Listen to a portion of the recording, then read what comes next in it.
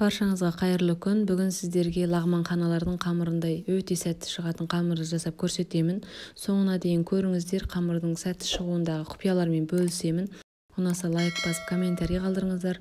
Каналға тіркеліп қоңырау белгісін басуды ұмытпаңыздар. Ең алдымен 2 кесе ұнға жарты шай қасық тұзды және 1 жұмыртқаны қосып, орташа жұмсақ қамыр илейміз.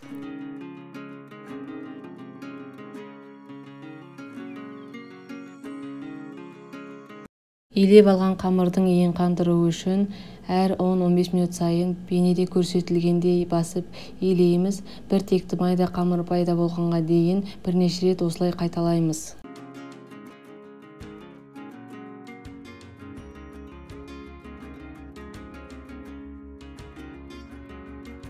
Қамыр бір тегіс майда болған кезде бөліктерге бөліп, сұйық май жаға отырып, қолымыздың көмегімен білтелеп жіңішкелейміз.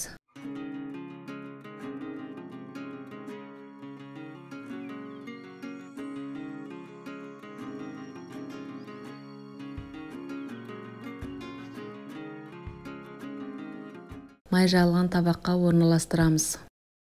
Бетін жауып, тағы да 10-15 минутқа қалдырамыз. Енді қамырды бейнеде көрсетілгендей етіп жіңішкертіп созып аламыз да, татымына қарай тұз салынған қайнап тұрған суда пісіріп сүзіп аламыз.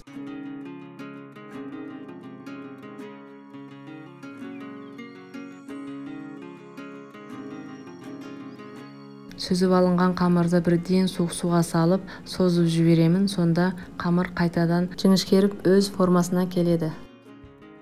Жұмыртқа қосылған қамыр езілмейді және тура кафедегідей шығады. Сіздер де осылай жасап көріңіздер. Каналыма жазылыңыздар, пайдалы кеңестермен бөлісемін. Назарларыңызға рахмет.